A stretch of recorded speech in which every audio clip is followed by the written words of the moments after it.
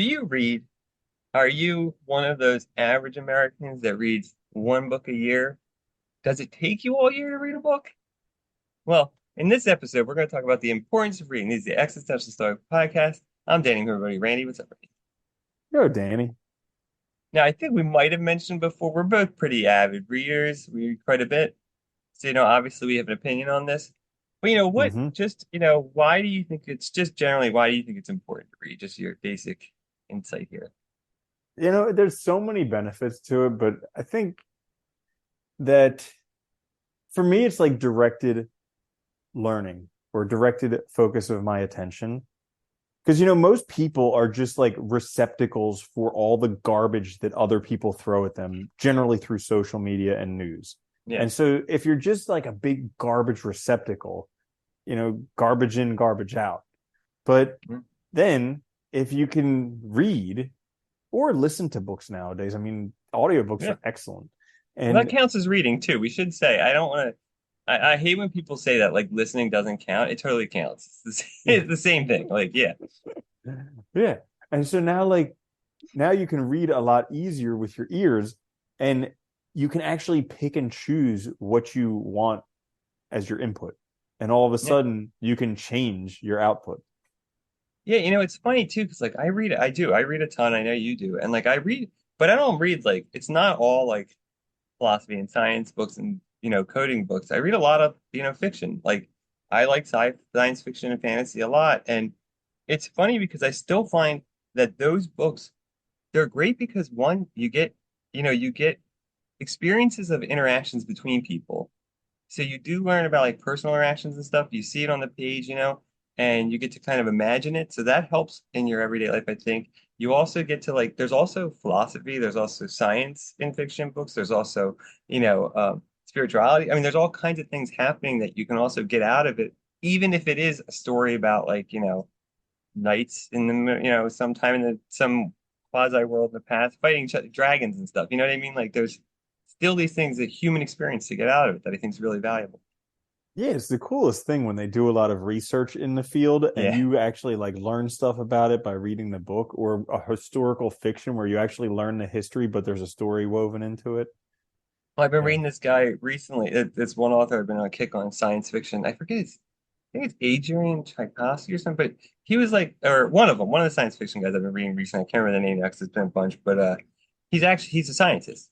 So his books are hard, they're hard science fiction. Like they have a lot of like real scientific based stuff, but then, they go beyond it, obviously, for the story. But like it's cool because like he goes into detail explaining things like quasars and like galaxies and how gravity works and all these things. So you're still learning a lot about, fundamental concepts in physics and stuff while you're reading this. So it's kind of awesome. But it's Yeah. presented in a way that's like way easier to digest than like a, physics textbook. hmm that sounds really cool. Yeah, I mean, we were talking in our other episode a lot about reading, so that kind of gave us the idea for this episode. Yeah. But I've been enjoying a lot reading usually before I go to bed, I either read fantasy or science fiction because it's not very complex, it's not hard to read. My mind can wander while I'm reading it, and oftentimes it's like an excellent transition into sleep. Yeah. But it's interesting because reading can cover a whole bunch of things. Like before I go to sleep, reading kind of helps guide me into sleep. But then when I wake up, I read for inspiration. And then throughout the day, I read for learning. So like there's all types of different reading that I'm doing, but all of it, I would say, is very beneficial in the Oh direction of yeah. my life. Well, I think the other thing too with reading is that people I think overlook is that it's great for building your attention span and actually like learning how to pay attention, like and learning how to like just comprehend and process information, which I think a lot of people lack these days. And it's Mhm. really good for like, we both learn a lot on our own and use books for that reason. I think it's a great way to like learn how to teach yourself. While still having a guide, because you have a book of some sort, but like it's just I think it's important. It's also helpful for communication. I mean, learning vocabulary and learning, good sentence structure, all of that's in it. You make a good point that it is an acquired skill. Yeah. So when I was really young, I was not a good reader because I would pick up a book and I would fall asleep. Or I would read books I was not interested in and get really frustrated because I would pick a book based on the cover or something like that or the title, and it was the most boring book, and or I was assigned it by school, which was even worse. And like Yeah. so, but reading, I've found it to be an actually acquired skill because like most people, they're like, well, every time I read, I try and fall, or every time I try and read, I fall asleep, or I just don't like books. Like, there's nothing that holds my attention. And it's like, well, number one, these same people who complain that every time they read, they fall asleep, they also complain that they can't fall asleep at night. So it's Yeah. like, kill two birds with one stone. Just pick up a book when it's time to go to bed. Yeah. And like, but like also for me, I remember when I first started like seriously reading, and it took a good week or two for me to stop falling asleep when I was reading. Yeah. Because most of the time, if you're not a reader, I mean, how often do you actually sit down or lay down without a TV on, essentially, or your phone or something? Yeah. It's the only time you do it is when you're sleeping. So, like, you're getting into the position where you're ready to sleep. It's like, of course, you fall asleep. Yeah. And yeah, you have to get used to it. I also think too, it's funny because like that's the other thing with audiobooks now too, is like even if you think you don't have time, like you're probably driving in your car, commuting, those are perfect times to listen to books then, and do it that way instead of like listening to like, the radio and stuff, the garbage on there. Like it's just a great way, I think, to do things that are enjoyable but learn. And I think reading is just always beneficial. There's nothing about it that's going to like cause a problem. I don't know, for me personally too, like I like it because it's like it's very like relaxing and good for my mental health, I think. It gives me a chance to like just like not shut out the world, but like take time just for myself. You know what I mean? And like do my own thing. And it's more interactive than like scrolling social media or something. Like, you're making Mm-hmm. a choice about what you want to read, you're following a story through to the end. And it feels good to complete a book, it always does. Mm-hmm. Yeah. Yeah. You know how we've been talking recently about like hobbies and stuff like that? So for a long time, probably for like 4 or 5 years at this point, I was using like a Kindle e-reader because it's so easy to travel with Yeah, books that it way. is. Like you can Yeah. just bring every book you've ever gotten on that little device, and if you want a book, you get it instantly. But I always miss like the tactile sense of a paper book and Yeah. this, especially the smell of a new book and all that stuff. So I joined a book club, and one thing that I'm doing that's like my I'm spoiling myself or whatever you want to call it is like actually for books for that book club, I just get the paper book and I just like That's nice. I sit down and I enjoy reading the paper book, which is a totally, I mean, it's an old experience for me, but it for the past 5 years I haven't really had that experience, so it's pretty fun.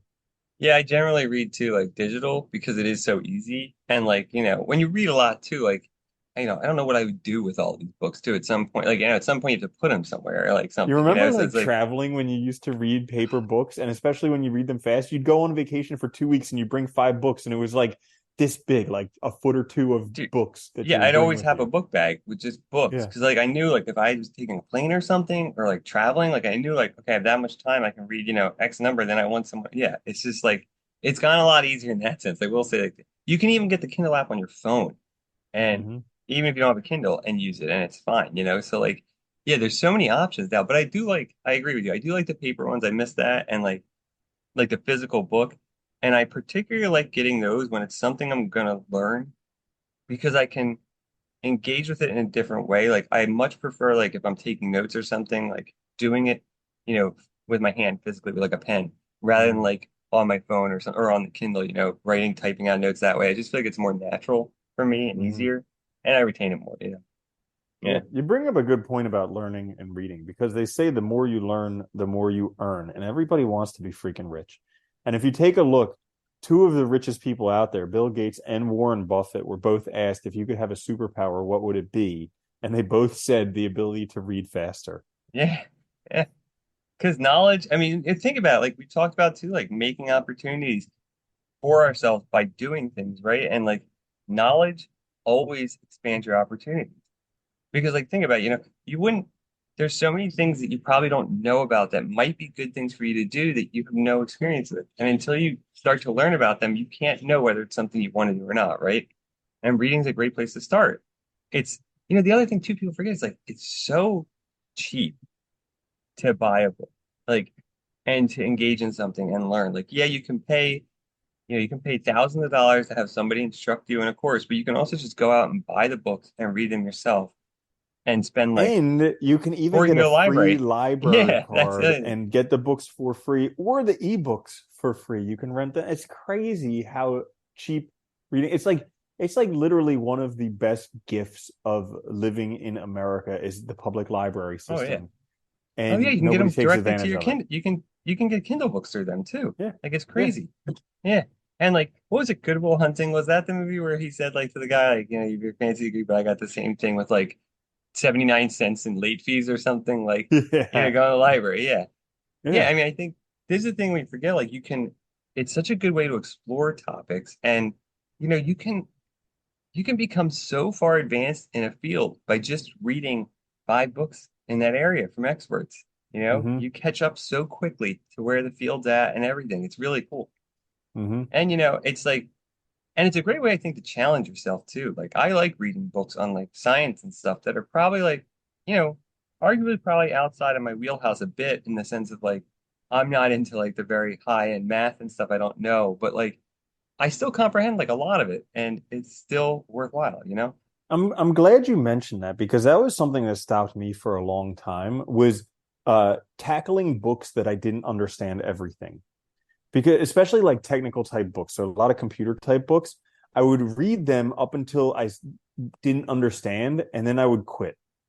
And then eventually when I just made up my mind that I'm just going to learn this material, eventually I was just like, you know what? If I understand 50%, that's good enough, but either way, I'm just going to go through the whole damn thing. And yeah, it opens up a lot of doors. I was gonna say, I think what I don't know if it was just me. I was always lucky in that sense because like philosophy was helpful. Like I even remember like one of the first philosophy books I read, I was in high school. I got Nietzsche's Antichrist. I understood like zero of the entire, but I read the whole thing. And like I remember taking like so many books I would read, like, you know, it would take a while to comprehend what they were talking about. And so a lot of times it's like you feel like you grasp maybe 2 sentences, yet you still read Mm-hmm. them. You know, you just keep going and keep trying. And it's a great way to just build up your problem solving skills, your comprehensions, all of that, you know, and that'll always benefit you moving forward in life. Mm-hmm. Yeah, I think it's for anyone who's interested in reading who maybe doesn't read, because like we mentioned in the beginning, the average American reads one book per year. Yes. And if you want to be exceptional, well, maybe you could double what they do, read 2 books a year. But Yeah. like Yeah. it's also helpful to set goals. Because I Yeah. remember as I was building up the number of books that I've read in a year to where now it's kind of just automatic that I read a lot. As I was doing that, I would set goals for myself, like I want to read a certain number of books this year. And then I'd figure out how many books I'd have to read in a month, and then how many books I'd have to read in a week. And it turns out, here's the really cool calculation. For each book that you want to read per year, you need to read on average that many minutes per day. So if you want to read one book a year, that equates to 1 minute of reading per day. If you want to That read makes sense. two Yeah. books, yeah, if you want to read 2 books a year, read 2 minutes a day. And so it's really cool because then you can figure out, like, hey, you know what? Maybe I want to read 12 books this year. Okay, so that's like a Yeah. roughly 10-minute a day habit. Where can I fit that in my day? And then Not just hard. start doing it. Yeah. Yeah. And if you find the right books too, it's like you don't even have to like schedule time. Like it'll work Oh yeah. itself If you out. You know what find I the mean? right books, you can't put them Yeah. down. No, you can't. And I think for anybody that's trying to get into that doesn't really read, I mean, my recommendation would be to like, you know, find stuff that really interests you. Like, you know, really think about like, you know, what's interest, do I want a story? Do I want something fun? Okay, what kind of story am I interested in a certain topic? And then just start exploring. And the one thing I will say I do like even if you don't want to read on a Kindle, you can download the app because you can get free samples. And that's the one thing Mm-hmm. I love about it. Like they give you 10, I think it's 10% of the book you get for free to try it out. And it's a great way, like especially now because I read so much, I have a hard time sometimes finding like new Mm-hmm. stuff that's like good. And so like I'll read a bunch of samples just to find an author I like or something. And then I'll use And that, you know. and Yeah. dude, you can always like maybe not always, but you can generally tell by reading the first chapter if Yeah. it's going to be a book that sucks you in. Because like Yeah. literally every book that I couldn't put down, by the end of the first chapter, usually within the first page or two, I was just sucked in, and it was Oh, like, okay, yeah, that's it. Yeah. yeah, right away. Yeah, if I don't get drawn in within that 10%, I'm not gonna get it. There's no way because Hmm. I know I just won't like the book. It's Yeah. unlikely. And Yeah, you can do that stuff at the bookstore, at the library. yeah. You just take 10 minutes, read a few pages or the first chapter, and if it doesn't speak to you, find another one. Oh my God, I used to remember when I worked at Borders. This is going back when I was in high school, but oh, the cafe, people used to bring stacks of books over, and then they, like literally That was like me. 20, yeah, and then they'd leaf through them, and then they might leave with one, and then we'd have to put all the books back. But like, point is though, but that's what they were doing, right? They were looking for something that interested them, and this is back before all the digitized stuff, so Dude, you have that to do it was that like way. that was like my dream Saturday or Sunday. I would just go there early in the morning when they opened, and I would just find all the books and magazines that I was interested in, and I would just spend 3, 4 hours until I was hungry. I would do that, and then I would Yeah, just go. Wouldn't even buy and a single book. they have all those nice couches set up. I know. It was perfect for it. Yeah, Hmm. yeah. But yeah, reading is cool. It's been good. That's one of the best things I do, I think, for my mental health, but just everything. Like it's just, and like I said, I think, I think we forget how much like if you like struggle talking to people and stuff and all, reading can be a great way to like see how social interactions can work and stuff, and just like a lot of things you can kind of find in there that are very helpful for everyday life, I think, too. Hmm. Yeah, I remember when I was a kid, my grandfather, who was one of the smartest people I knew, he told me that reading was very, very good for me. And I didn't believe him because I hated it at the time, but I trusted him enough to like stick at it until I Yeah, eventually broke through. And yeah, I would encourage all you guys listening out there that reading is really good for you. yeah. And if you don't like it, Give it a keep shot. trying. Try audiobooks, and like I mean, and if a book really doesn't interest you, just put it down, you know? And Hmm. if it's just hard, that's okay. You can work through it. But like, yeah, I think it's Yeah, and it's literally just for you. Like it's not to post on social media and say I read this book. It's not so that everybody else can validate you for reading it or think lesser of you because you read a book. I mean, heck, I've read most of the books on Oprah's book list and like, yeah. so it's like read whatever does it for you because at the end of the day, that's all that's important. Well, I think the only person probably that has any idea of how many books I actually read is you.